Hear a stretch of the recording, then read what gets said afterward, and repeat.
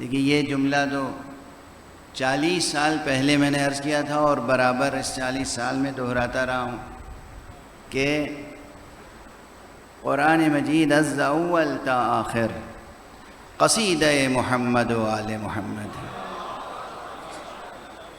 بعض حضرات کو یہ ترکیب، یہ جملہ گراں گزرا تو میں نے تشریح کی بھی کوشش کم نہیں کی۔ یقین فرمائیں کہ قرآن مجید وہ کتاب ہے جو بہت تہدار ہے۔ ایک نگاہ اس پر ڈالیے، پہلی نگاہ تو معلوم ہوتا ہے از اول تا آخر یہ قصیدہ توحیدیہ ہے۔ پھر اسی کتاب پر دوسری نگاہ ڈالیے، معلوم ہوتا ہے از اول تا آخر یہ کتاب قصیدہ نعتیہ ہے، نعت مصطفیٰ صلی اللہ علیہ وآلہ وسلم۔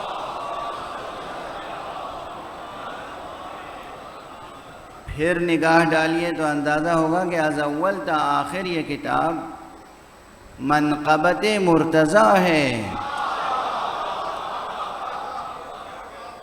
اجا بعض حضرات مجھ سے خود آ کے براہ راست انہوں نے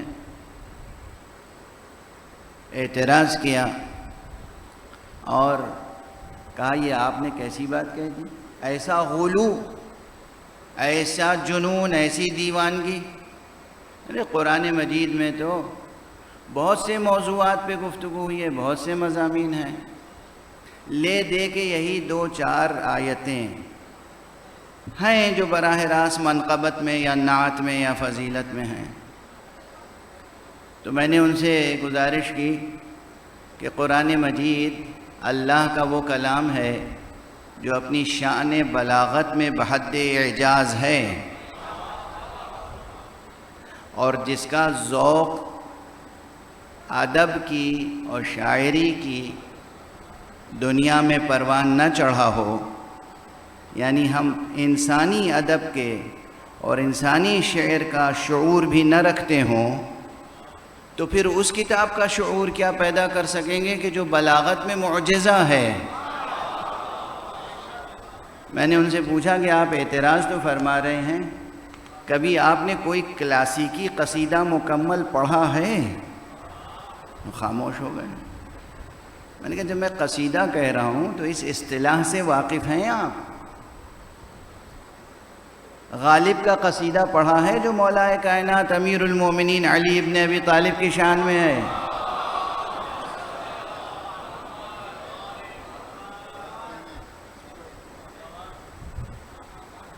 ذوق کا قصیدہ پڑھا ہے؟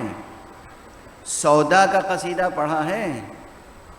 نہ سودا کا قصیدہ پڑھا، نہ ذوق کا قصیدہ پڑھا، نہ غالب کا قصیدہ پڑھا، نہ مومن کا قصیدہ پڑھا، نہ محسن کا کوروی کا قصیدہ پڑھا۔ آپ آشنا ہی نہیں، اور فارسی کی بات تو الگ رہی، نہ عرفی کا قصیدہ پڑھا، نہ انوری کا قصیدہ پڑھا۔ جب آپ صنف قصیدہ سے واقف نہیں ہیں تو پھر آپ میرے جملے کو نہ سمجھ سکتے ہیں اور نہ آپ کو حق ہے کہ اعتراض کریں۔ پہلے جا کے مطالعہ تو کریں کہ قصیدہ کہتے کسے ہیں۔ مثال کے طور پر کسی ایک قصیدے کو لے لیں، کلاسیکی قصیدے۔ آج کل کے شعراء ماشاءاللہ جو محنت کر رہے ہیں وہ کر رہے ہیں، لیکن آج کل عموماً یہ ہو گیا ہے کہ سہل انگاری ہے، 4-6 شعر، 7-8 شعر، 10-12 شعر منقبت کے براہ راست کہہ لیے یا نعت کے، اسی کو قصیدہ کہہ دیتے ہیں، لیکن وہ قصیدہ نہیں ہے۔ کلاسیکی قصیدہ جو ہے اس کی تو ایک شان الگ ہوتی ہے۔ مثلا غالب کا جو قصیدہ ہے آپ کو معلوم ہے 110 اشعار ہیں اس میں، 110۔ آپ یہ عدد بھولیں گے نہیں، اس لیے کہ آپ کے مولا علی کے نام کا عدد 110 ہے۔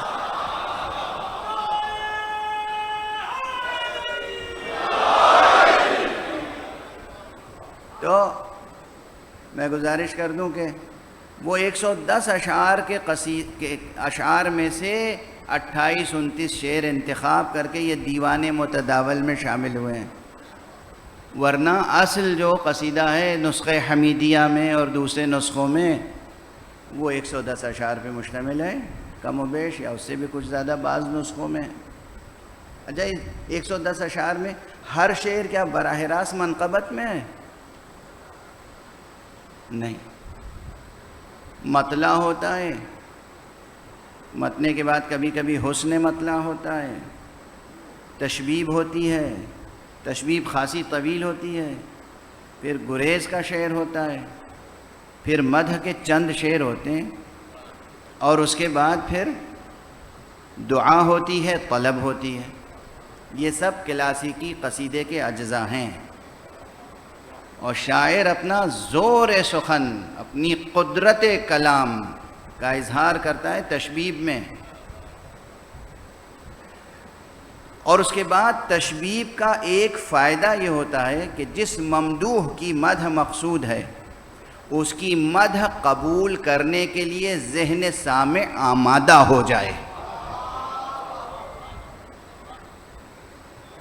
اب میں مثال عرض کر دوں۔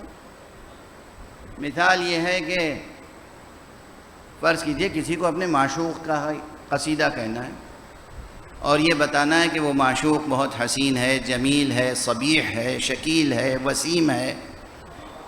یہ سب الفاظ خوبصورتی کے لیے ہیں، اور اس کے پسینے میں بھی خوشبو ہے، نکھت ہے، اس کا قد بالا ہے،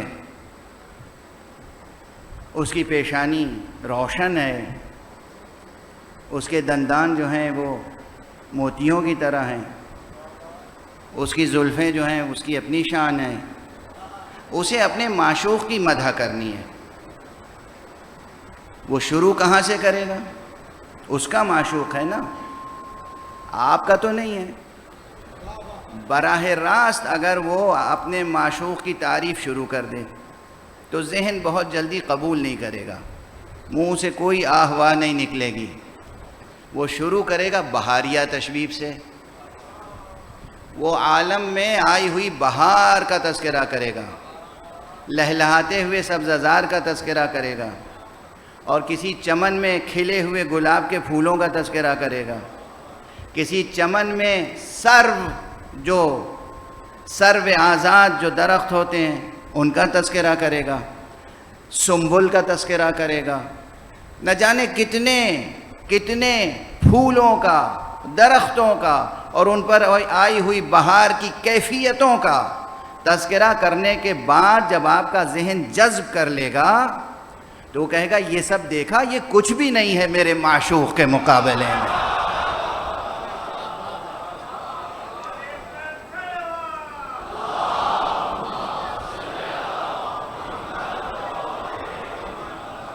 اب معلوم ہوا کہ وہ جو بہاریہ تشبیب ہے قصیدے کی وہ تو ہو گئی تقریباً 50-60 اشعار، 70 اشعار، اور پھر جو براہ راست مدح میں کہے وہ 10 12 18 20 ایسے ہی شعر ہوئے، پھر اس کے بعد دعا اور طلب۔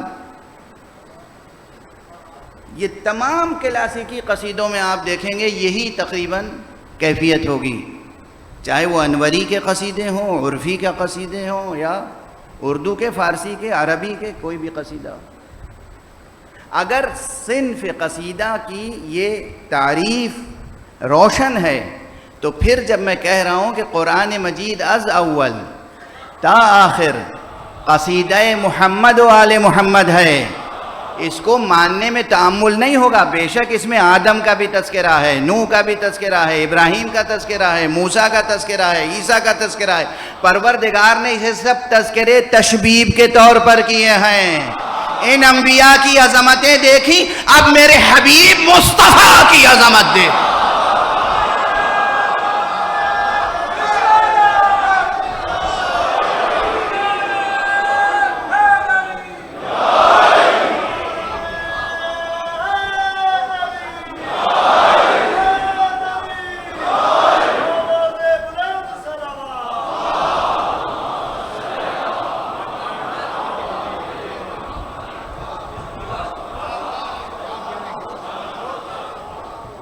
یہ سب انبیاء کے تذکرے تشبیب میں ہیں۔ یہ معرفت مصطفیٰ کی تمہید میں ہیں.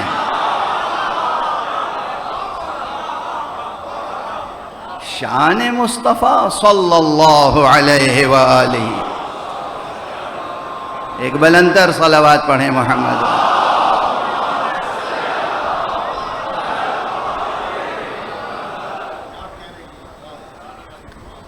اب اسی قصیدہ نعتیہ میں ایک خاص فصل ہے. آپ جانتے ہیں بعض طویل قصیدے دیکھیں معلوم ہے 200 شعر کا قصیدہ ہے اور اس میں پہلے 50-60 شعر کا ایک حصہ مکمل ہوا, اس کے بعد عنوان شاعر لکھتا ہے غزل, اور اس میں ایک غزل ہوتی ہے جو اسی زمین میں اسی ردیف قافیے میں ہے, وہ تشبیب کے آخر میں اور نئے مطلع کے شروع میں.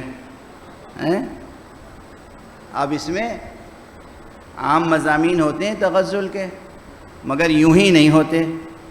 شاعر کی تخلیقی نفسیات کا مسلسل ایک تسلسل جو ہے وہ بہرحال برقرار رہتا ہے.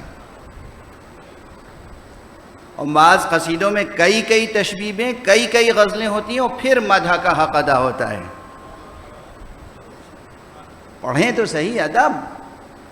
جب آپ انسانی ادب نہیں پڑھ سکتے تو پھر الہی ادب کیا پڑھیں گے؟ جب زمینی ادب نہیں پڑھ سکتے تو آسمانی ادب کیا پڑھیں گے؟ ادب بہت ضروری ہے, ادب کا مطالعہ. عزیزان گرامی, چاہے وہ ارباب مدارس ہوں, دینی مدارس, عربی مدارس کے لوگ, اور یا یونیورسٹیز اور کالجز اور سیکولر نظام تعلیم کے لوگ ہوں, زبان اور ادب کا مطالعہ سب کے لیے میں شرط سمجھتا ہوں ضروری. چاہے آپ سائنس کے اسٹوڈنٹ ہوں, پیور سائنس کے اسٹوڈنٹ ہوں, آپ میتھمیٹکس کے اسٹوڈنٹ ہوں, فزکس کے اسٹوڈنٹ ہوں, میڈیکل سائنسز میں آپ جائیں, کہیں بھی جائیں, ایک چیز آپ کے ذہن کو تر و تازہ رکھنے کے لیے اور ہمیشہ پروان چڑھانے کے لیے ضروری ہوتی ہے, اور وہ ہے ادب. زبان اور ادب. ریاضیات کے کیسے ہی مشکل ایکویشنز میں اور تھیورمز میں آپ پھنسے ہوئے ہوں, لیکن اگر ادب شناس ہیں اور زبان شناس ہیں تو کسی کی ایک محبت میں ڈوبی ہوئی عبارت آپ کے دل کی اور دماغ کی تمام تھکن کو دور کر دے گی. اور اگر خدا نخواستہ بدذوق ہیں, زبان کا ذوق نہیں ہے, اور کسی نے خوش طبعی سے اچھی بات بھی کہی تو ایسی ناگوار گزرے گی کہ علامان الحفیظ. بہرحال یہ تو ایک عام تربیتی نقطہ نظر سے جملہ تھا جو میں نے عرض کر دیا. ادب کا مطالعہ ضروری ہے. یہ سب باتیں بھی ممبر سے کہنے کی ہیں, اور اس ممبر سے نہ کہوں گا تو کس ممبر سے کہوں گا جس ممبر کا تعلق اس پیغمبر سے ہے جس نے کہا ہے انا افصح من نطق بالضاد. عربی زبان کا سب سے فصیح ترین شخص میں ہوں. رسول نے اپنی فصاحت و بلاغت کا اعلان کیا ہے اور اس پہ ناز کیا ہے. رسول نے فرمایا اعطیت جوامع الکلم. رسول کی شان, رسول کی شان, گفتار رسول کی شان عرض کر رہا ہوں. اعطیت جوامع الکلم, مجھے الفاظ کے کوزوں میں معانی کا سمندر سمونے کا ہنر عطا کیا گیا ہے. حضور کی شان فصاحت و بلاغت. یہ ممبر ان سے منسوب ہے, تو یہاں سے اگر میں ادب کی تعلیم و تربیت کی ترغیب نہ دوں گا تو کہاں سے دوں گا؟ اور پھر رسول کے بعد جس سے یہ ممبر منسوب ہے وہ بھی وہ ہے کہ جو صاحب نہج البلاغہ ہے.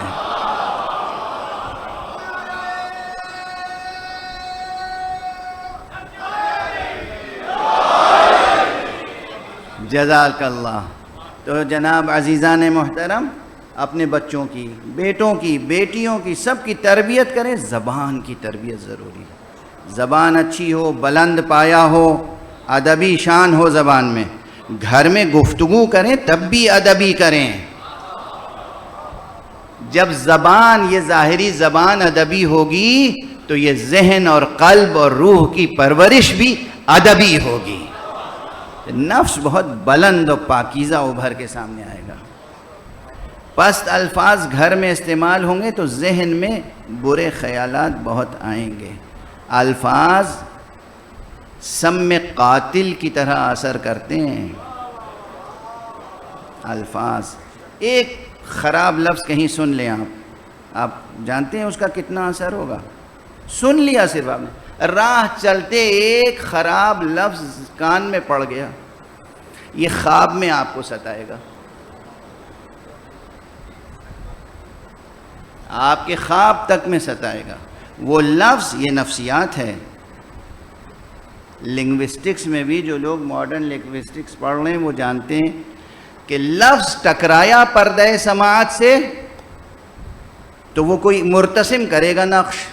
خراب لفظ ہے تو خراب نقش مرتسم کرے گا، اچھا لفظ ہے تو اچھا لفظ مرتسم کرے گا. اب یہ آپ خواب دیکھیں گے تو نعوذ باللہ غیر مہذب خواب ہوں گے، اور اگر خواب غیر مہذب دیکھنے لگے تو پھر دن کے اجالے میں مہذب کیفیتیں کہاں سے ظاہر ہوں گی؟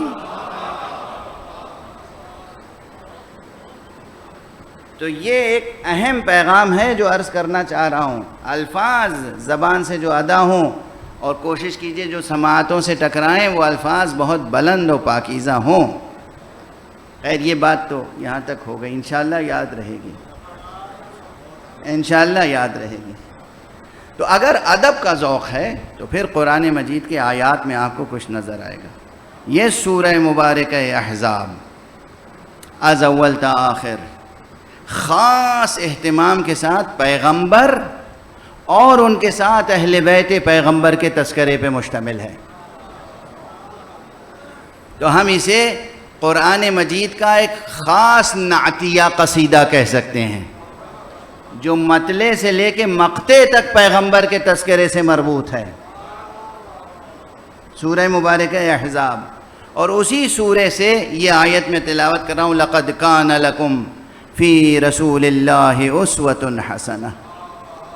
بے شک تمہارے لیے رسول اللہ کی ذات گرامی میں ایک بہترین نمونہ ہے. لیکن یہ نمونہ کس کے لیے ہے؟ یہ قابل تأسی کردار اور سیرت کس کے لیے ہے؟ لمن کان یرجو اللہ، جو اللہ کی طلب رکھتے ہیں، والیوم الآخرہ، اور جو یوم آخر کا خیال رکھتے ہیں. میں کل کہہ چکا ہوں آخرت و دنیا دونوں سے ہاتھ اٹھانا پڑے گا. آج جو یوم الآخر کی یہ قید ہے وہ مراد خاص طور پر جنت نہیں ہے. یوم آخر یعنی وہ دن جس دن اس اللہ کا سامنا ہوگا، جس کی طلب میں زندگی بسر کی، اس دن اس کے حضور میں پیشی ہوگی. اس دن کا خیال جو لوگ رکھتے ہیں اور جو لوگ کثرت سے ذکر خدا کرتے ہیں ان کے لیے نمونہ کامل ہے زندگی حضرت محمد مصطفیٰ صلی اللہ علیہ وآلہ وسلم.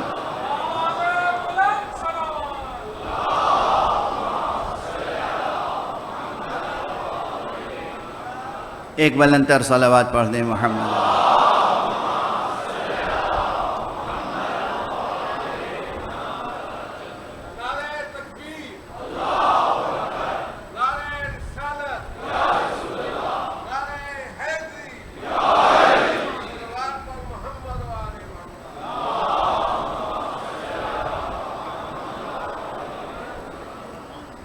یہ ہمارے سامنے شعراء تشریف فرمائیں.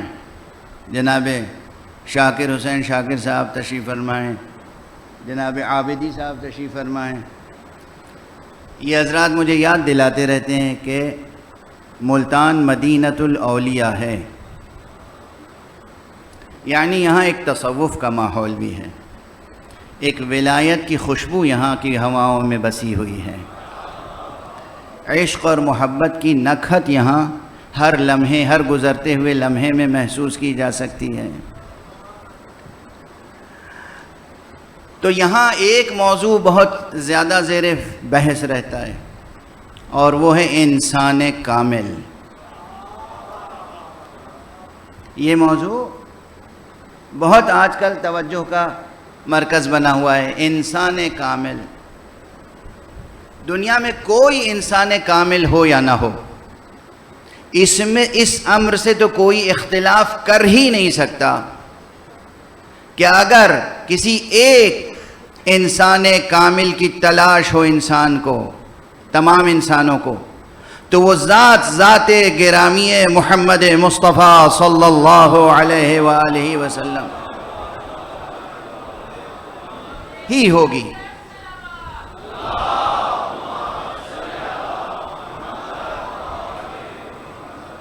اگر حضور کی ذات انسان کامل نہیں ہے تو پھر تو اس عالم میں کوئی انسان ہے ہی نہیں۔ اور اسی لیے بعض مفسرین نے صراحت کی ہے سورہ مبارکہ یاسین کے تعلق سے کہ یہ جو لقب ہے نا یاسین، اس میں گویا یہ مخفف ہے آپ کے اس لقب کا کہ پکارنے والے نے پکارا اے انسان کامل۔ یاسین سے مراد کیا ہے؟ اے انسان کامل۔ ظاہر ہے یہاں اختلاف کرنے والے اختلاف کریں گے کہ صاحب یہ حروف مقطعات میں سے ہیں اور حروف مقطعات کی تشریح اور توضیح اور اس کے معنی و مفہوم کی تعیین کہیں ایسا نہ ہو کہ تفسیر بالرائے ہو جائے، لیکن یاد رکھیے کہ تفسیر بالرائے ہم نہیں کرتے کبھی، اس لیے کہ ہم اپنی رائے رکھتے ہی نہیں۔ رائے وہاں ہوتی ہے جہاں عشق نہیں ہوتا، کہ میں یہ کہتا ہوں، میں یہ سمجھتا ہوں۔ ہم نے اپنی میں کو، اپنی خودی کو قربان کر دیا ہے، ہمارے دل میں صرف عشق و مودت و ولا ہے۔ اس لیے ہم جب تک خانہ نبوت سے، اہل بیت نبوت سے کوئی مفہوم ثابت نہیں ہوتا، اس وقت تک ہم نہ اسے نقل کرتے ہیں نہ اس کو باور کرتے ہیں۔ تو یہ مضمون روایات اہل بیت مصطفیٰ صلی اللہ علیہ وآلہ وسلم میں موجود ہے کہ یاسین سے مراد اے انسان کامل۔ اور یہ جو حروف مقطعات ہیں، اب بات آ گئی ہے تو عرض کرتا چلوں، الف لام میم، الف لام میم را، الف لام میم صاد، قاف صاد نون، یہ جو ایک ایک حرف ہیں مقطعات میں، یا کہیں دو دو حرف ہیں جیسے حا میم۔ بہت سے سورے ہیں جن کے شروع میں حا میم ہے، اور بعض سورے ہیں کہ جن کے شروع میں الف لام میم ہے۔ ان تمام حروف مقطعات کو ملانے کی کوشش کی ہے بہت سے حضرات نے، لیکن جو صحیح و سلیم عبارت بنی ہے وہ عبارت یہ ہے کہ صراط علی حق نمسکہ، علی کا راستہ حق ہے، ہم اسی کو اختیار کرتے ہیں۔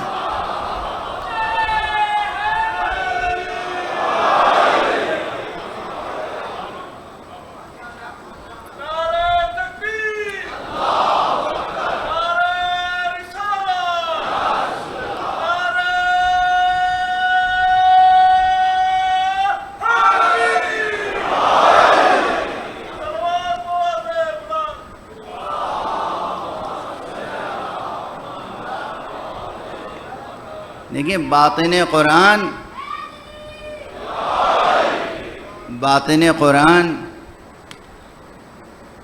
اہل بیت مصطفیٰ سے جدا ہو نہیں سکتا،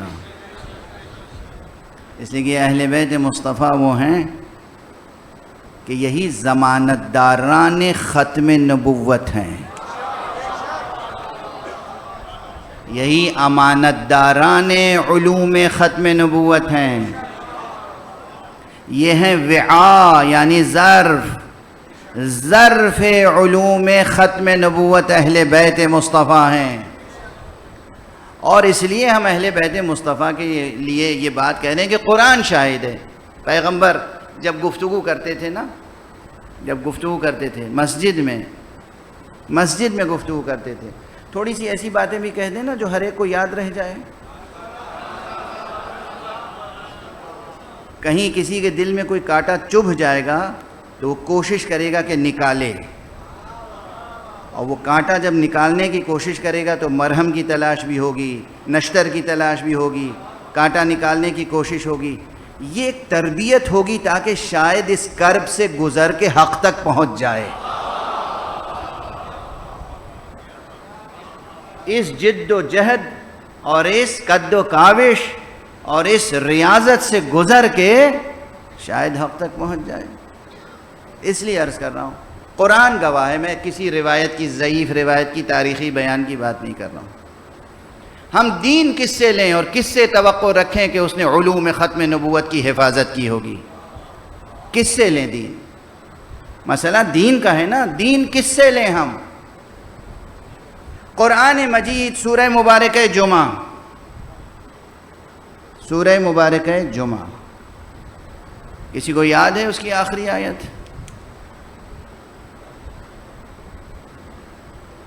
سب حضرات نماز جمعہ تو پڑھتے ہوں گے. وَإِذَا رَأَوْا تِجَارَةً أَوْ لَهْوًا انفضوا إِلَيْهَا وَتَرَكُوكَ قَائِمًا. کوئی حافظ ہے مجلس میں؟ تصدیق کرے گا میں نے آیت صحیح پڑھی؟ وَإِذَا رَأَوْا تِجَارَةً أَوْ لَهْوًا. حضور علیہ الصلاۃ والسلام مسجد میں ہیں، نماز پڑھا رہے ہیں، خطبہ دے رہے ہیں نماز جمعہ کا، یعنی حضور کی آنکھیں مجمع کی طرف ہیں، پشت نہیں.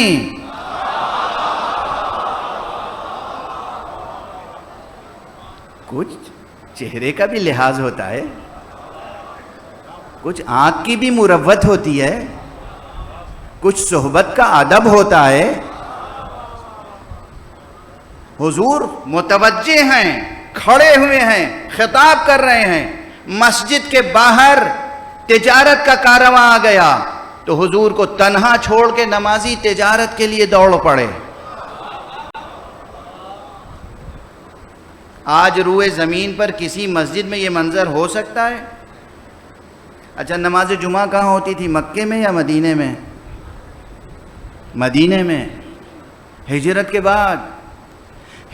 کے بعد مدینہ منورہ میں جہاں اکثریت اب مسلمانوں کی ہے اور بزرگ مہاجرین و انصار ہیں، قرآن کہہ رہا ہے، قرآن روایت نہیں ہے، حدیث نہیں ہے، تاریخ نہیں ہے، داستان نہیں ہے، افسانہ نہیں ہے. قرآن ہے جو کہہ رہا ہے کہ وَإِذَا رَأَوْا تِجَارَةً أَوْ لَهْوًا انفضوا إِلَيْهَا وَتَرَكُوكَ قَائِمًا. یہ جب دیکھتے ہیں تجارت کا کارواں آ گیا، اور افسوس یہ صرف تجارت ہی نہیں،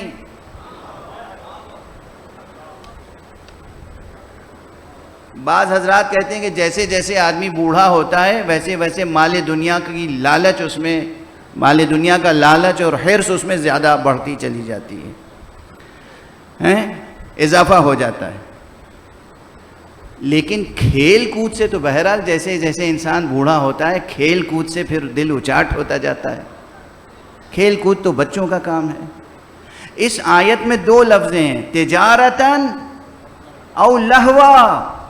اگر یہ لہو لعب کھیل کود کا، یعنی کوئی مداری اگر باہر آ گیا اور ڈگڈگی بجا دی اس نے، تو حضور کو تنہا چھوڑ کے چلے جاتے ہیں. ترکوک قائما، آپ کو قیام کی حالت میں چھوڑ کر چلے جاتے ہیں. جو لوگ، یعنی بھئی میں دست ادب جوڑ کے عرض کرتا ہوں، قرآن ہے یہ قرآن. میدان جنگ میں سے اگر کوئی حضور کو چھوڑ کے چلا جائے، بری بات تو وہ بھی ہے، مگر میں کچھ ہمدردانہ سوچوں تو بھائی جان کے لالے پڑے تھے، چلے گئے تو چلے گئے.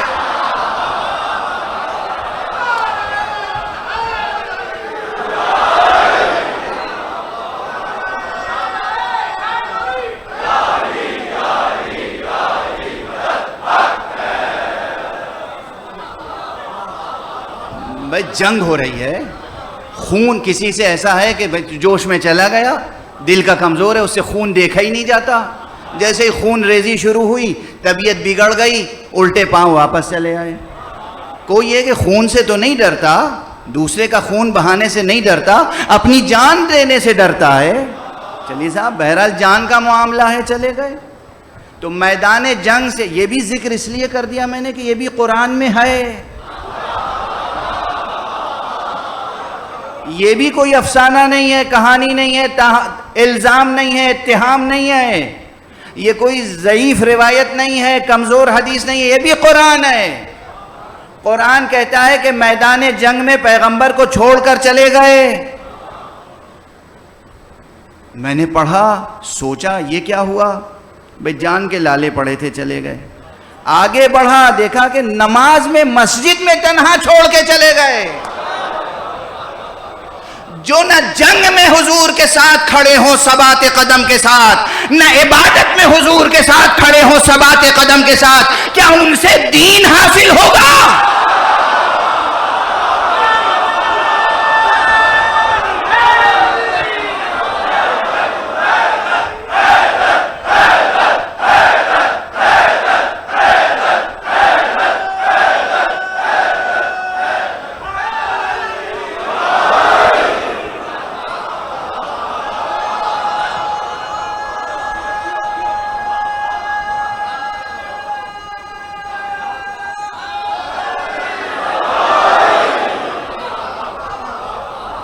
ہمیں کیا چاہیے؟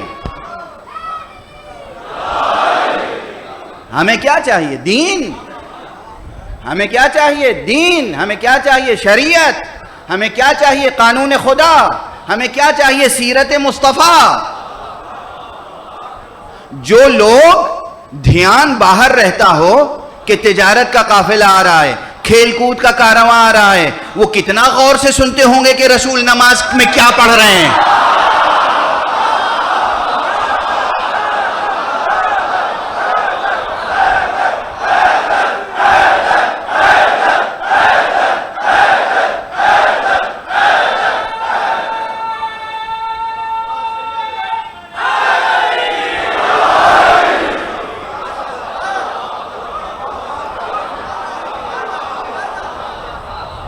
بھائی یہ تبری کی روایت نہیں ہے، یہ مسعودی کا بیان نہیں ہے، یہ کتاب سلیم ابن قیس ہلالی کا بیان نہیں ہے، یہ قرآن کا بیان ہے.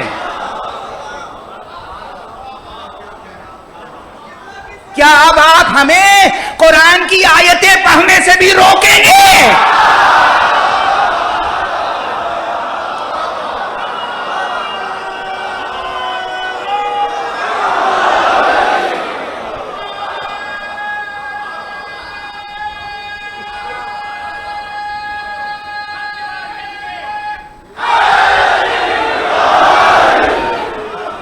جب دھیان ہوگا کہ کارواں تجارت کا آنے والا ہے، یا وہ مداری آ گیا ہے ڈگڈگی بچاتا ہوا، دھیان ادھر ہوگا تو کیسے پتا چلے گا رسول اللہ نے نماز میں بسم اللہ پڑھی کہ نہیں پڑھی؟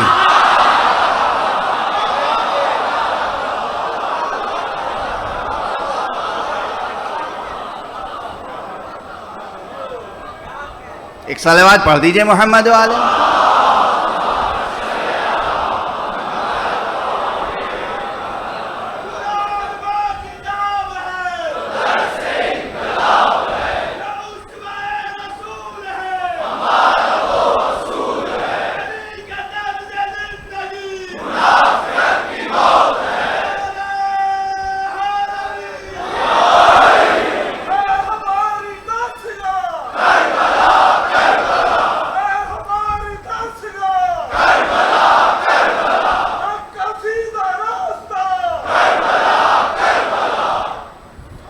اب بات یہیں تک نہیں ہے، یہ تو گروہ وہ ہے جو چلا جاتا تھا، یعنی ذہن پہلے ہی باہر رہتا تھا اور جیسے ہی آواز میں ادھر سے آہٹ ملتی تھی مسجد سے چلا جاتا تھا.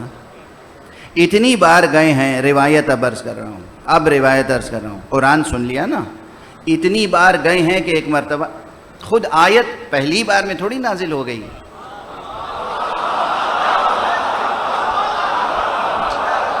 دست ادب جوڑ کے عرض کر رہا ہوں، میرا ارادہ نہیں تھا یہ بحث چھیڑنے کا آج، لیکن آ گئی زبان پر.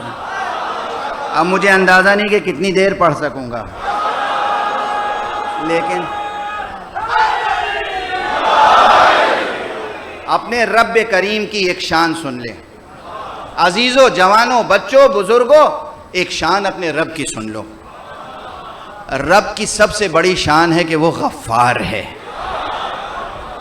غفار کے کیا معنی ہے؟ غفار کے معنی ہے کہ اپنے گناہگار بندوں کے گناہوں کو جہاں تک ممکن ہے ڈھانپتا رہتا ہے. غفار ہے، غفور ہے، غافر ہے، ستار ہے، پردے ڈالتا رہتا ہے. اور ان مقامات کی، ان اسماء کی تشریح میں حضور پاک نے فرمایا ہے کہ اللہ کبھی اپنے گناہگار بندے کو بھی رسوا نہیں کرتا جب تک کہ وہ کوئی ایک گناہ کم از کم 10 بار نہ کر لے.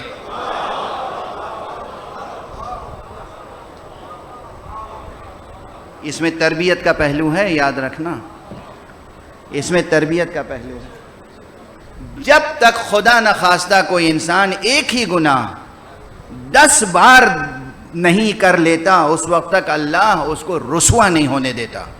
میرا بندہ ہے. فرشتے آتے ہیں، کہتے ہیں ڈھانکو اسے، چھپاؤ، میرا بندہ ہے، یہ میرا کلمہ پڑھتا ہے، یہ لا الہ الا اللہ کہتا ہے، پردہ ڈالو. لیکن جب یہ بندہ شقی ہو جاتا ہے، جسور ہو جاتا ہے، بار بار گناہ کرتا ہے، تو اللہ کہتا ہے کہ اب اسے رسوا کر دو. اگر یہ اصول رحمت کا سمجھ میں آیا تو پھر سوچئے کہ قرآن مجید میں آیت تب آئی ہوگی جب کم سے کم 10 بار چھوڑ کے گئے.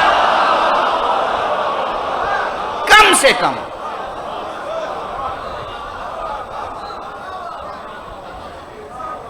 کم سے کم 10 بار حضور کو مسجد میں چھوڑ کر کھیل کود دیکھنے، کھیل تماشا.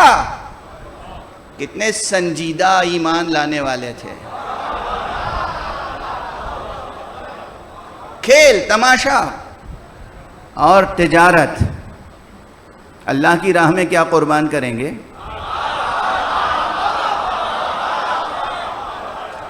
ایک آیت قرآن میں ایسی رہ گئی جس پر سوائے مولا امیر المومنین کے کسی نے عمل نہیں کیا. پورا عالم اسلام گواہ ہے. کیوں؟ شرط یہ تھی کہ یا رسول اللہ یہ چلے آتے ہیں ہر وقت، جب دھیان میں آ گئی کوئی بات، خیال میں آ گئی کوئی بات، بس آ گئے. رسول کا دروازہ کھٹکھٹایا، کبھی بلند آواز سے، کبھی آہستہ، کبھی ادب سے، کبھی بے ادبی سے. رسول یہ مسئلہ ہے، رسول یہ بتا دیجئے، یا رسول یہ. ہر وقت رسول کے پاس آنے کے لیے آمادہ. رسول خستہ ہو جاتے تھے. تو اللہ نے حکم دیا کہ دیکھو اب رسول سے کے پاس جا کر وہی گفتگو کرے گا، وہی رسول سے خصوصی ملاقات کرے گا کہ جو ملاقات سے پہلے صدقہ دے. جو تجارت کی خاطر رسول کو نماز میں چھوڑ کے چلے جاتے ہوں گے وہ اپنے جیب سے صدقہ دیں گے.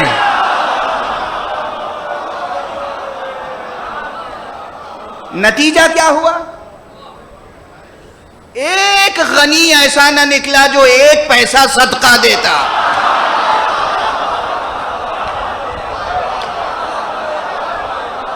ایک صلوات پڑھ دیجئے محمد و آل محمد.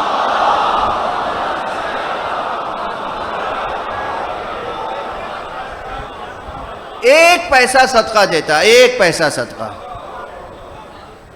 اور اس کے بعد اللہ نے آیت نازل کر کے وہ آیت منسوخ کر دی.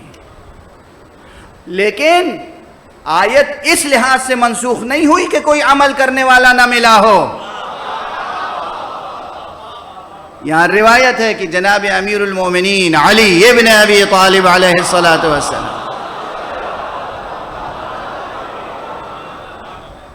کے پاس 1 دینار تھا. آپ نے 1 دینار صدقہ نہیں دیا، گئے پہلے اسے خرد کیا، جسے آپ کیا کہتے ہیں، بھنایا، پھٹ کر لے آئے، اور اس کے 10 درہم ملے، اور 10 درہم میں سے 1 درہم صدقہ دیا. پھر حضور کے پاس گئے، کچھ دیر مناجات کی، پھر آئے، پھر گئے، پھر 1 درہم صدقہ دیا، پھر آئے. پھر یہ 10 مرتبہ کس لیے آئے گئے؟ کسی میں تو غیرت پیدا ہو.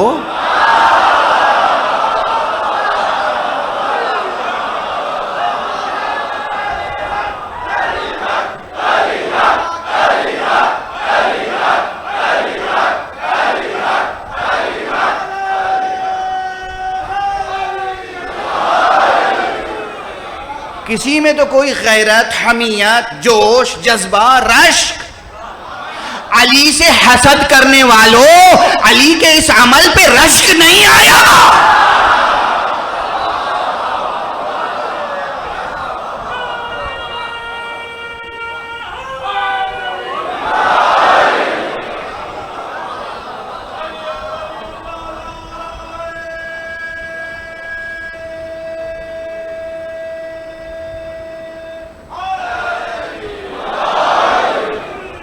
بار بار تشریف لے گئے، 10 مرتبہ گئے، 10 مرتبہ آئے، اور وہ سوالات اور وہ خصوصی مناجاتیں وہیں روایتوں میں محفوظ.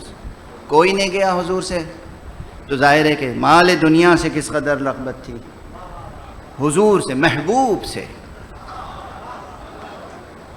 شمع نبوت کے پروانہ تو جان دے دیتا ہے.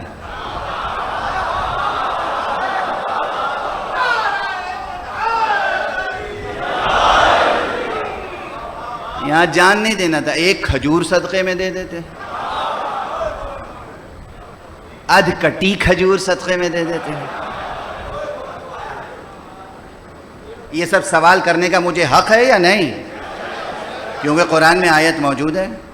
پھر عرض کروں گا، کیا آیتوں کو پڑھنے پہ بھی پابندی لگاؤ گے؟ آیت کا ترجمہ کرنے پہ پابندی لگاؤ گے؟ آیت کی تفسیر پہ پابندی لگاؤ گے؟ یہ قرآن کی آیتیں ہیں کہ صدقے کا حکم نازل ہوا. خیر، آتا ہوں اس منزل پہ.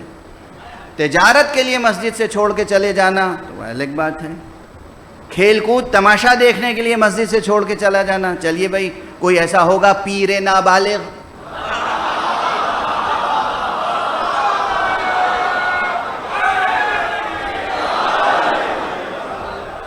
ہوتے ہیں لوگ، ہو سکتے ہیں لوگ.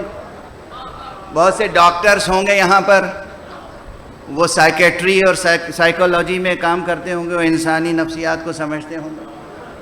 تو کچھ ہوں گے پیر نابالغ، چلے گئے، کھیل کود کا شوق، بوڑھے ہو گئے مگر دیکھنے کا شوق ہے، بندر کا تماشا دیکھنے کا شوق ہے، نہیں گیا. تو اگر بوڑھوں میں بندر کا تماشا دیکھنے کا شوق نہ ہوتا تو یزید بندروں سے نہ کھیلتا.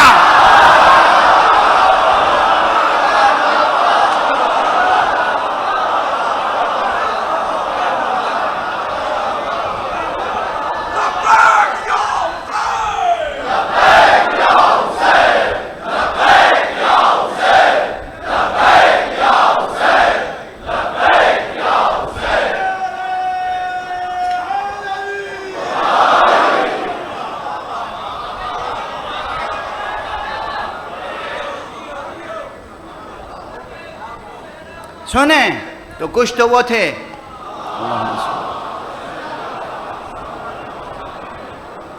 قرآن ہی قرآن ہے آج،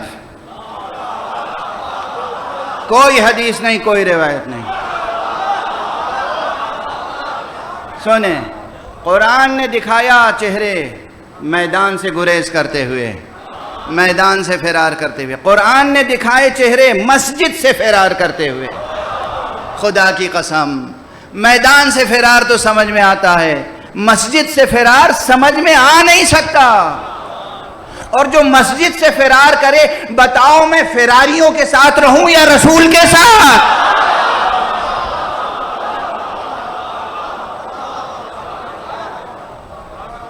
اب یہ بات یہاں روک رہا ہوں. قرآن مجید ایک اور مقام سے گفتگو کرتا ہے کہ جو لوگ رہ جاتے تھے، جو لوگ رہ گئے، بھاگے نہیں، رہ گئے مسجد میں، رسول کا خطبہ سنا، ان کی فہم و فراست کتنی تھی؟ قرآن مجید میں یہ ٹکڑا موجود ہے کہ جب وہ خطبے کے بعد نکلتے تھے تو آپس میں ایک دوسرے سے پوچھتے تھے، ماذا قال آنفا، یہ کیا کہہ رہے تھے؟ قرآن کی لفظیں ہیں، قرآن کی. یعنی جو چلے گئے انہوں نے تو سنا ہی نہیں، جو رہ گئے کسی مروت میں، ممکن ہے آنکھوں کا جلال رو کے رکھے ہو، ان کی کیفیت یہ تھی، ماذا قال آنفا، یہ قرآن کی لفظیں ہیں، حدیث و روایت نہیں ہے، تاریخ نہیں ہے. کیا کہہ رہے تھے یہ؟ یعنی سنا عربی ہی بول رہے تھے یا رسول عبرانی بول رہے تھے؟ لیکن بعض حضرات عبرانی سے زیادہ شوق رکھتے تھے، اس لیے رسول کی عربی مبین سمجھ میں نہیں آتی تھی۔ یہ کیا کہہ رہے تھے ابھی؟ یہ کیا ارشاد فرما رہے تھے؟ یہ ہے کیفیت۔ تو ہم ایسے حضرات سے دین لے سکتے ہیں جو نہ رسول کا خطبہ سمجھتے ہوں، نہ جم کے رسول کا خطبہ سنتے ہوں، نہ رسول کے ساتھ نماز میں ٹھہرتے ہوں، نہ رسول کے ساتھ صلح میں ساتھ دیتے ہوں، نہ رسول کے ساتھ جنگ میں ساتھ دیتے ہوں۔ جنگ میں میدان سے فرار کریں، صلح میں شک کریں، نماز میں شرکت نہ کریں، پھر بھی دیندار۔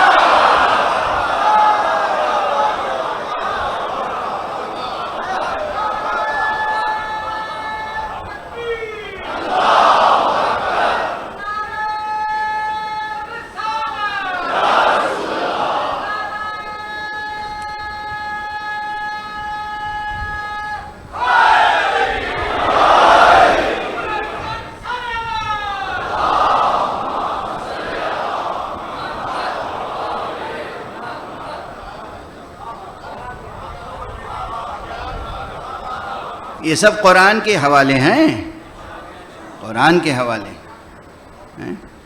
تو کیا ہم ایسے سورسز آف ریلیجن پہ ڈیپینڈ کر سکتے ہیں؟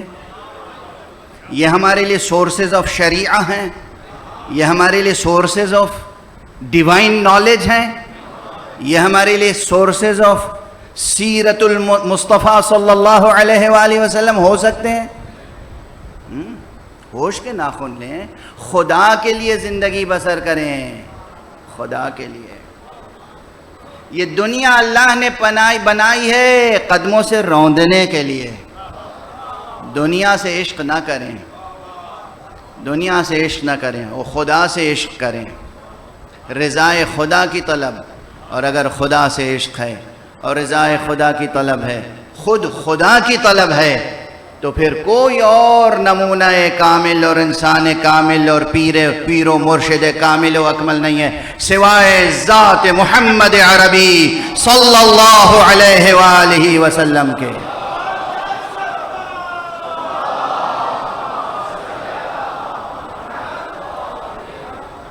سرچشمہ ان کی ذات گرامی ہے، اور ان کے علوم کے خزینہ دار کون ہے؟ جو ہر جگہ ان کے ساتھ رہے، اور جن میں یہ قدرت رہی کہ اگر ضرورت پڑے، ایک جملہ کہہ رہا ہوں آج سے پہلے کبھی نہیں کہا تھا، اگر ضرورت پڑے تو بستر پر اپنا جسم لٹا دیں اور رسول کے ساتھ جان چلی جائے۔ صلوات پڑھ دیں محمد و آل محمد۔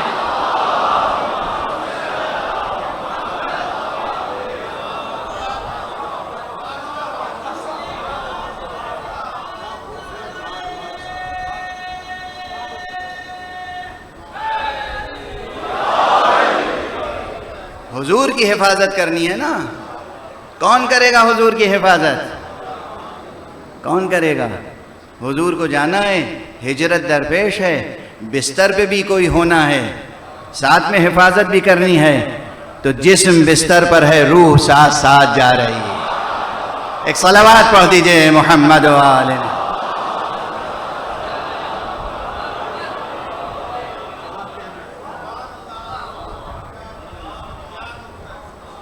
جو سفر میں ساتھ ہو، حضر میں ساتھ ہو، ہجرت میں ساتھ ہو، جنگ میں ساتھ ہو، صلح میں ساتھ ہو، جو دور رہ کے بھی قریب ہو، جو قریب رہ کے بھی حضور کی دور کی مہم میں سر کرتا ہو، وہ ہوگا نا خزینہ دار علم رسول۔ اور جو خود اعلان کرتا ہو اور کوئی اس کے اس اعلان کو چیلنج کرنے والا نہ ہو کہ سلونی سلونی قبل ان تفتدونی، پوچھ لو مجھ سے، پوچھ لو جب تک کہ میں تمہارے درمیان میں ہوں، قبل اس کے کہ میں تم مجھ کو کھو دو، قبل اس کے کہ میں تمہارے درمیان نہ رہ جاؤں، مجھ سے پوچھ لو، پوچھو قرآن کی کون سی آیت کہاں نازل ہوئی، سفر میں نازل ہوئی یا حضر میں نازل ہوئی، مدینے میں نازل ہوئی یا مکے میں نازل ہوئی، جنگ میں نازل ہوئی یا صلح میں نازل ہوئی، رات میں نازل ہوئی یا دن میں نازل ہوئی، بحر میں نازل ہوئی یا بر میں نازل ہوئی، پوچھ لو مجھ سے، یہ وہی کہہ سکتا ہے۔ تقریباً اجماع امت ہے کہ ممبر پر کسی نے علی کے علاوہ صلونی کہا نہیں۔ یوں جھٹلانے والے کسی بھی بات کو جھٹلا سکتے ہیں۔ دن دوپہر کھڑے ہو کر زیر آسمان کہیں کہ سورج موجود نہیں ہے تو سورج کا کوئی نقصان نہیں ہوتا۔ گزرنے والی دنیا کہتی ہے دیوانہ ہے، یا یہ دیوانہ ہے اور یا یہ دیوانہ بن رہا ہے، اس کے علاوہ کوئی جواب نہیں ہوتا، اس کے علاوہ کوئی نہیں۔ دنیا دیکھ رہی ہے، دنیا سن رہی ہے، آپ دیکھ رہے ہیں اس وقت گلوب پر اس پورے عالم میں کس تیزی کے ساتھ عشق آل محمد پروان چڑھ رہا ہے، کس طریقے سے یہ علم ہر ملک میں لہرایا جا رہا ہے۔ یہ جملہ بھی میرا یاد ہوگا نا، اب بات آ گئی ہے تو کہتا ہوا آگے بڑھ جاؤں۔ دنیا میں کسی ملک کا علم کسی دوسرے ملک میں آپ نہیں لہرا سکتے آزادی سے،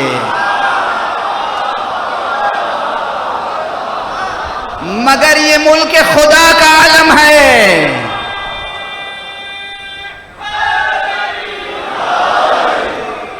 یہ علم اسلام، علم ایمان، علم رسول، علم توحید، علم ختم نبوت، علم ولایت، جس کا آخری لقب علم عباس ہے۔ دیکھیے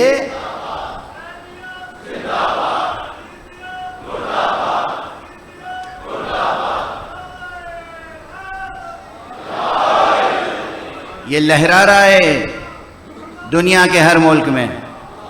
ایک بلند صلوات پڑھ دیجئے محمد۔ یہ کیوں لہرا رہا ہے؟ اس لیے لہرا رہا ہے کہ یہ علم ان کے ہاتھوں میں رہا جو امانت داران ختم نبوت تھے، امانت داران ختم نبوت تھے، جہاں اس انسان کامل، سرور کائنات، سرور انبیاء، سرور مرسلین، اعظم المرسلین، امام المرسلین، خاتم النبیین، محبوب کبریا محمد مصطفیٰ صلی اللہ علیہ وآلہ وسلم کی سیرت، سنت، رفتار، گفتار، کردار اور آپ کے علوم ختم نبوت کی حفاظت کی گئی۔ جانیں چلی گئیں مگر نبوت پہ حرف نہیں آنے دیا۔ یہ ان کا علم ہے، تو پھر یہ بے اہتمام الہی ساری دنیا میں پھیلے گا۔ آپ کڑھتے رہیں، آپ حسد کرتے رہیں، آپ مخالفت میں فتوے دیتے رہیں، آپ مذاق اڑاتے رہیں۔ جو چھچورے لوگ ہوتے ہیں مذاق ہی اڑاتے ہیں اور کیا کرتے ہیں۔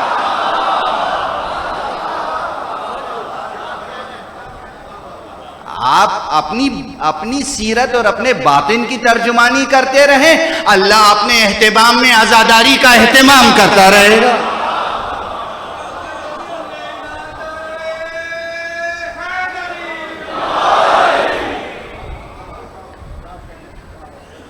مصطفیٰ صلی اللہ علیہ وآلہ وسلم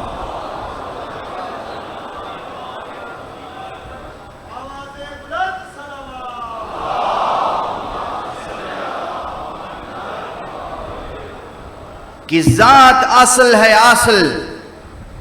اگر دین خدا کو حاصل کرنا ہے تو پہنچنا ہوگا ذات محمد صلی اللہ علیہ وآلہ وسلم، اور مکمل مصطفیٰ کو اختیار کرنا ہوگا۔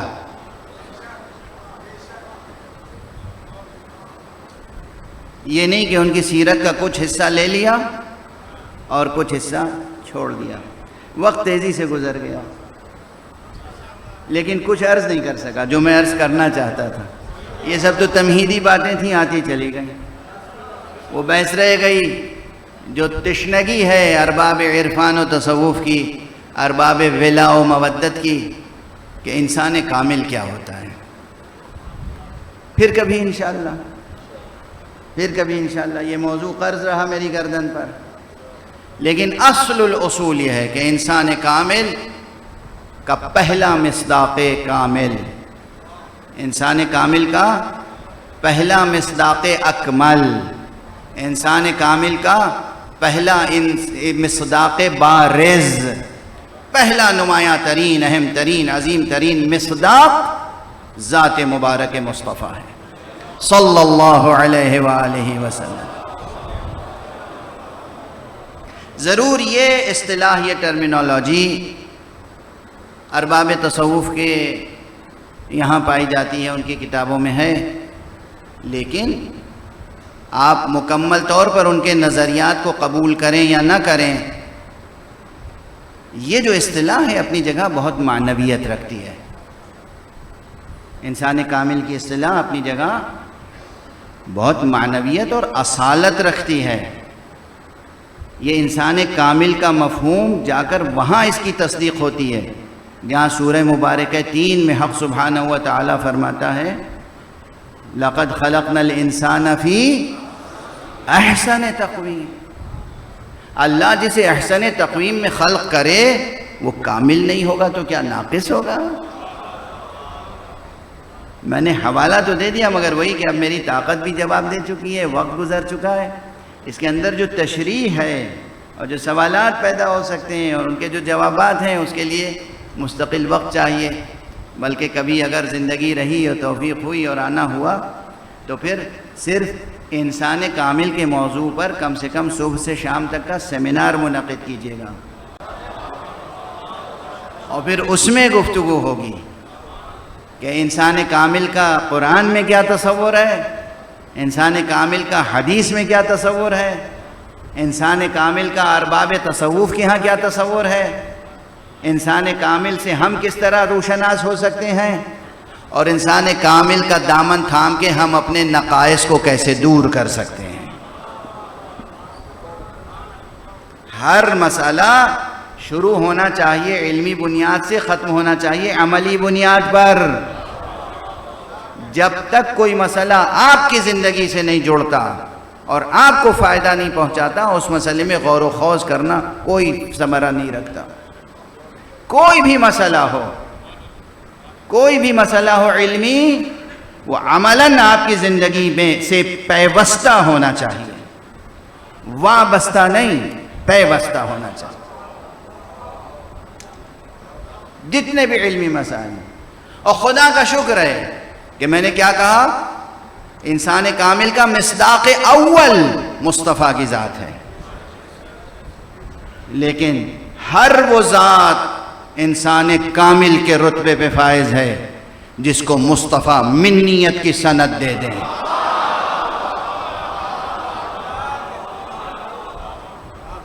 جسے مصطفیٰ کہیں یا علی انت منی وانا منک، اے علی تم مجھ سے ہو میں تم سے ہوں. وہ ذات کامل نہ ہوگی تو کون کامل ہوگا؟ حسن منی وانا من، حسن مجھ سے ہے میں حسن سے. حسین منی وانا من حسین، حسین مجھ سے ہے میں حسین سے. اور جب انسان کامل کی بات ہوتی ہے تو لوگ صرف رجال میں تلاش کرتے ہیں، مردوں میں تلاش کرتے ہیں انسان کامل. انسان کامل کی فہرست مردوں تک محدود نہیں ہے. مصطفیٰ نے کہا ہے فاطمہ تو بضعۃ منی، فاطمہ مجھ سے ہے، اور فاطمہ تو ام ابیہا، یہ ام ابیہا ہے، یہ میرے لیے میری ماں کی منزلت رکھتی ہے. اس لیے فاطمہ کی ذات گرامی بھی انسان کامل کی مصداق ہے.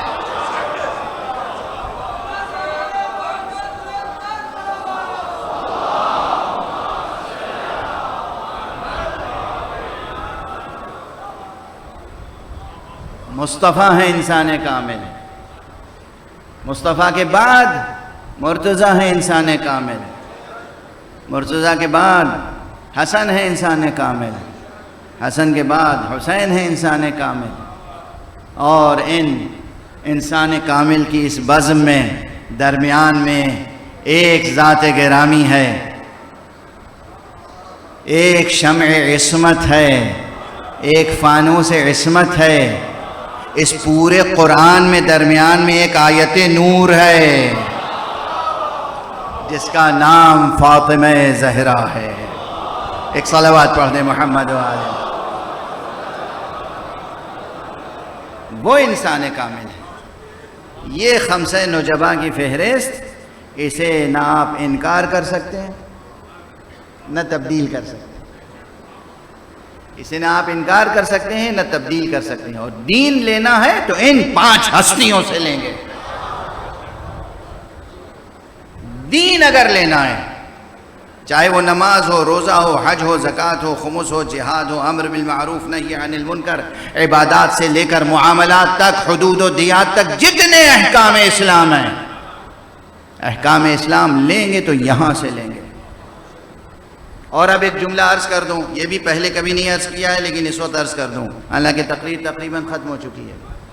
عملاً بھی یہ خدا کا شکر ہے، جتنی بھی فقہ ہیں نا اسلام کی، مجھے سب سے محبت ہے، چاہے فقہ حنفی ہو، فقہ مالکی ہو، فقہ شافعی ہو، فقہ حنبلی ہو۔ میں نے یہ جملہ ایک مرتبہ دارالعلوم دیوبند میں کہا تھا، وہاں جا کر میں نے کہا تھا، دیکھیے اگر دشمن مقابلے میں ہوگا، اگر کوئی مسیحی، اگر کوئی یہودی، اگر کوئی غیر مسلم اسلام پر حملہ کرے گا تو میں آپ کی فقہ حنفی کا بھی اسی جوش و جذبے سے دفاع کروں گا جیسے فقہ جعفری کا۔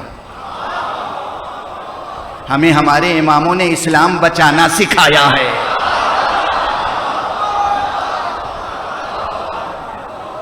میں اسی جوش و جذبے سے دفاع کروں گا فقہ حنفی کا، فقہ مالکی کا، فقہ شافعی کا، جس جذبے سے فقہ جعفری کا دفاع کروں گا۔ کیوں؟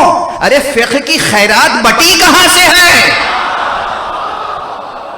جاؤ جا کے پوچھو شاہ عبدالعزیز محدث دہلوی سے، حضرت امام ابو حنیفہ نے کہا تھا یا نہیں، لولا السنتان لہلک النعمان، اگر 2 سال میں امام جعفر صادق کی خدمت میں نہ ہوتا تو ہلاک ہو جاتا۔ میرے مولا کا شاگرد ہے، تمہارا امام ہے، ہم اس کا دفاع کریں گے اگر تم سے نہ بھی ہو سکے۔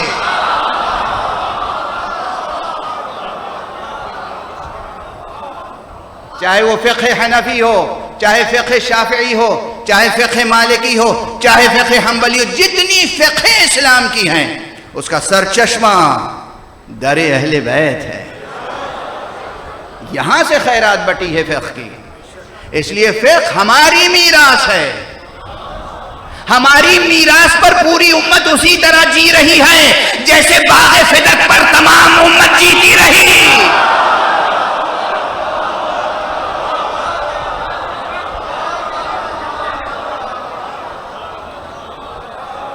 فقہ میراث آل محمد ہے، تفسیر میراث آل محمد ہے، اسلام میراث آل محمد ہے۔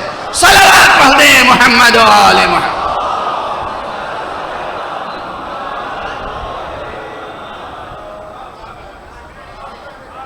دین لینا ہے تو محمد اور آل محمد سے لیں گے، قرآن کی تفسیر لینی ہے تو محمد اور آل محمد سے لیں گے، شریعت کا مسئلہ پوچھنا ہے تو محمد اور آل محمد سے لیں گے۔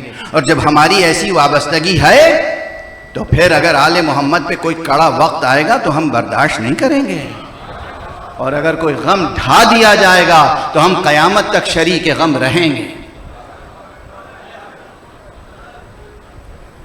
کس پر ظلم کیا ہے تم نے؟ اسے سیاسی مسئلہ سمجھ کے مذاق بنا کے تاریخ کا حصہ، ماضی کا حصہ بنا دو گے؟ ہم اجازت دے دیں گے؟ ہم عزت کے ساتھ، فخر کے ساتھ علم بھی اٹھائیں گے، تمہارے ظلم پر سے پردہ چاک کرنے کے لیے ماتم بھی کریں گے، گریہ بھی کریں گے۔ تم نے اسے سیاسی مسئلہ سمجھا ہے؟ سیاسی مسئلہ ہے یہ۔ حسین ابن علی کا قتل سیاسی مسئلہ ہے۔ کہیں تمہارا نسب نامہ بھی سیاسی تو نہیں ہے؟ حسین کا قتل ہے، حسین کا۔ آسمان جن کے قتل پر رویا ہے، خون کے آنسو رویا، زمین نے خون کے فوارے زمین سے جوش مارتے ہوئے نکلے۔ جاؤ صحابی رسول سے پوچھو، میں بتاتا ہوں صحابی رسول کا نام۔ سہل ساعدی ایک صحابی رسول ہیں، بیت المقدس سے واپس آ رہے ہیں۔ عربی میں بیت المقدس کہتے ہیں، اردو والے بیت المقدس کہتے ہیں۔ بیت المقدس سے واپس آ رہے ہیں اور شام میں داخل ہو رہے ہیں۔ دیکھا کہ شام میں جشن کا سا ماحول ہے۔ صحابی رسول نہ جانے کتنی بار شام سے گزرے تھے، نہ جانے کتنی بار شام سے گزرے تھے، آتے جاتے رہتے تھے۔ ایک طرف تو بیت المقدس سے جب آ رہے تھے تو انہوں نے کیا دیکھا؟ کہتے ہیں کوئی پتھر ایسا نہیں اٹھاتے تھے کہ اس کے نیچے تازہ لہو نہ نظر آتا ہو۔ اجرکم علی اللہ۔ حقیقت ناشناس جن کی طبیعتوں میں کفر و نفاق بسا ہوا ہے، وہ ان تمام بیانات کو خرافات سمجھتے ہیں۔ کچھ نہیں، سب جھوٹی روایتیں ہیں، ضعیف ہیں، خرافات ہے، داستان ہے، کہانی ہے، افسانہ ہے۔ جیسے ان کا نسب نامہ افسانہ ہے، ویسے ہر چیز ان کو افسانہ نظر آتی ہے۔ کتنے جلیل القدر علماء اہل سنت ہیں جنہوں نے یہ باتیں نقل کی ہیں کہ بعد قتل حسین کوئی سفید کپڑا نہیں پھیلایا جاتا تھا زیر آسمان مگر صبح تک اس پر لہو کی چھینٹیں نظر آتی تھیں، لہو کی بوندیں، خون کی چھینٹیں اس پہ نظر آتی تھیں۔ اور بیت المقدس میں کوئی پتھر نہیں اٹھایا جاتا تھا مگر اس کے نیچے سے لہو جوش مارتا ہوا نکلتا تھا۔ سہل یہ دیکھ کر آ رہے تھے مگر ابھی سمجھ میں نہیں آ رہا تھا کہ کیا کرشمہ ہے، یہ بات کیا ہے۔ شام میں داخل ہوئے، دیکھا کہ جشن کا سا ماحول ہے، جیسے کوئی عید منائی جا رہی ہو۔ کسی سے جا کے پوچھا، اے اہل شام، کیا آج کوئی تمہاری مخصوص عید ہے جس کا ہمیں علم نہیں ہے؟ جواب دینے والوں نے کہا کہ تم اجنبی معلوم ہوتے ہو، تمہیں معلوم نہیں حسین ابن علی کا کٹا ہوا سر لایا جا رہا ہے۔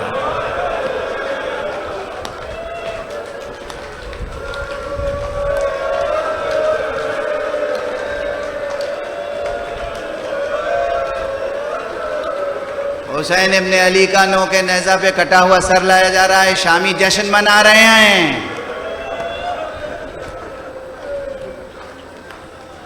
اور کیا ہے؟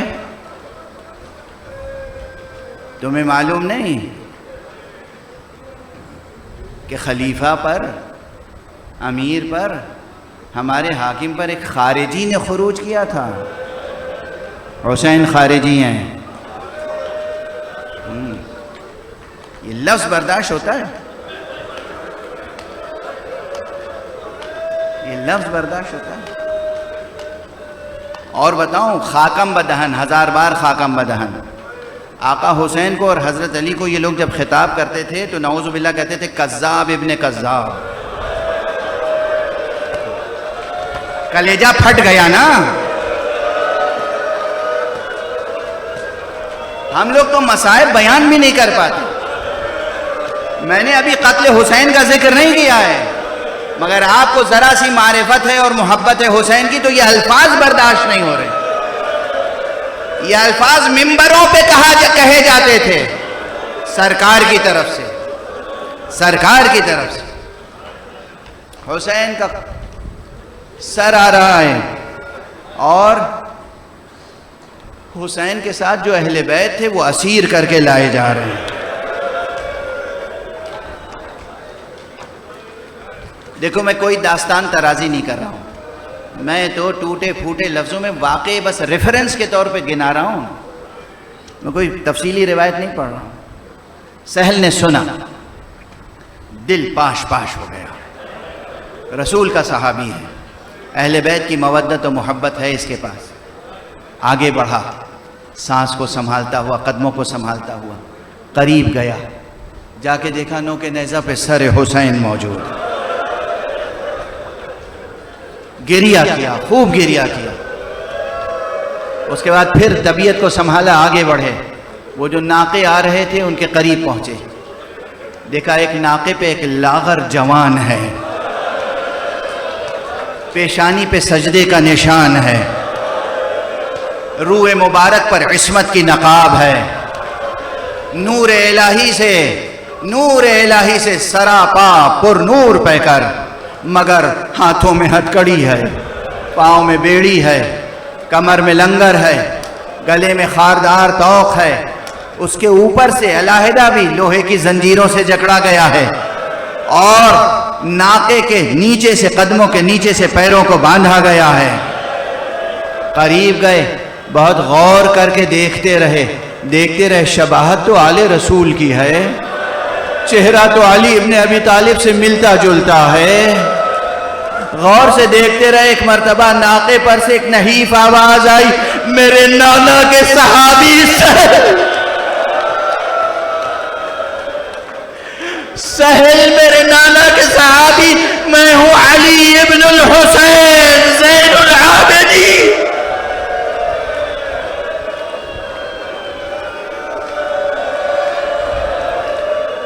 اجرکم علی اللہ۔ سہل نے دست ادب جوڑا، آقا میں تنہا ہوں، فرزند رسول میں تنہا ہوں، میری سمجھ میں نہیں آتا میں کسی کام آ سکتا ہوں؟ آپ نے فرمایا ہاں سہل، تم میری بات سنو، میرا ایک کام کر سکتے ہو، اس وقت تم میری مدد کر سکتے ہو۔ کہا فرمائیے کیا مدد کر سکتا ہوں؟ کہا یہ جو نیزے پہ سر لیے ہوئے ہے، اس سے کہو ذرا سر مبارک کو لے کے آگے بڑھ جائے، تاکہ تماشا دیکھنے والے سر کو دیکھیں، زینب کے کھلے سر کو نہ دیکھیں۔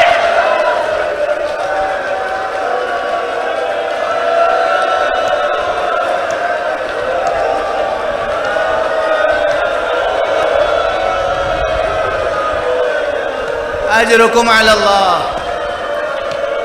یہ تماشا دیکھنے والا مجمع یہ حسین کے سر کی طرف متوجہ رہے، بیویوں کے برہنہ سروں کو نہ دیکھے۔ سہل آگے بڑھے، انہوں نے اپنی طرف سے کچھ رقم دی، کچھ پیسے دیے، اور اس کے بعد اس کو تیار کر لیا، راضی کر لیا، وہ نیزہ لے کے کچھ آگے بڑھا۔ اس کے بعد پھر آئے، قریب آئے، اتنی دیر میں جناب زینب نے کوئی فرمائش کی۔ جناب سید سجاد نے کہا ساحل خدا تمہیں جزائے خیر دے، ایک خدمت اور کرو گے؟ کہا حکم فرمائیں رسول زادے، میں قربان ہو جاؤں، میری جان قربان ہو جائے۔ کہا جا کے ذرا چند چادروں کا انتظام کر۔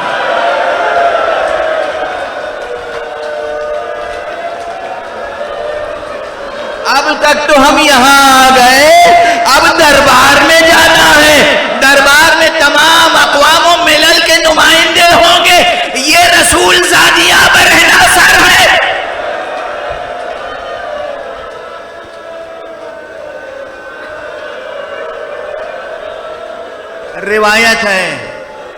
روایت ہے، ہمارے ہاں روایت ہے، موجود ہے، ہم اپنے راویوں پہ اعتبار کرتے ہیں۔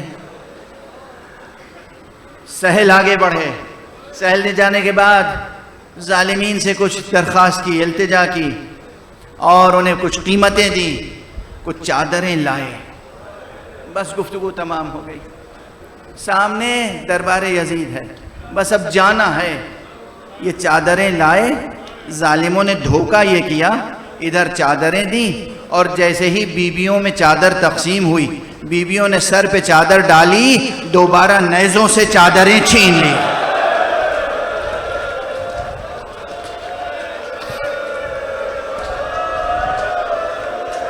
غالباً یہی وہ موقع ہے جب جناب زینب نے کہا ہوگا ہاتھوں کو اٹھا کر، ام کلثوم، رباب، لیلا، فضہ، اب میں بددعا کے لیے ہاتھ اٹھاتی ہوں، تم آمین کہنا۔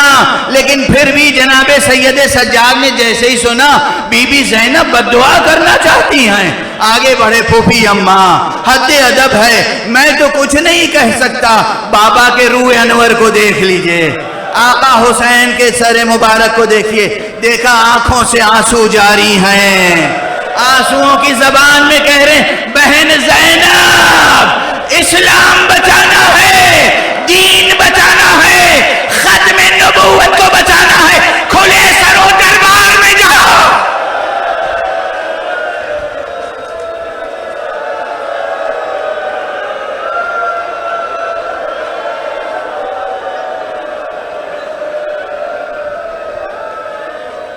انا للہ و انا الیہ راجعون، رضا بقضائہ و تسلیما لامرہ۔ پروردگار ہمیں علوم قرآن اور معارف اہل بیت سے آشنا فرما۔ پروردگار معبود ہماری امت کو، امت اسلامیہ کو، ملت اسلامیہ کو تہذیب آل محمد کے سانچے میں ڈھال دے، انہیں بادئ ناب مودت سے سرشار فرما دے۔ پروردگار معبود اسلام کی حفاظت فرما، مسلمین کی حفاظت فرما۔ پروردگار حضرات محمد و آل محمد نے بہت قربانیاں دی ہیں، ان کے ذکر مبارک کی حفاظت فرما۔ جہاں جہاں روئے زمین پر عزاداریاں کر رہے ہیں، ان کو اپنی خاص حفظ و امان میں رکھ۔ پروردگار مسجدوں کو، امام بارگاہوں کو، دینی مراکز کو حفظ و امان میں رکھ۔ پالنے والے ہر دیندار کو اپنی خاص چشم عنایت میں رکھ۔ معبود پروردگار ہمارے سروں پر علماء اعلام، مجتہدین کرام، فقہاء اعظام کا سایہ برقرار رہے۔ معبود پروردگار رہبر اسلام کی حفاظت فرما۔ پروردگار معبود اپنے ولی آخر کو اذن ظہور عطا فرما، اور ان کے ہاتھوں سے اپنی رحمت و رافت و عدالت کا پرچم لہرا دے۔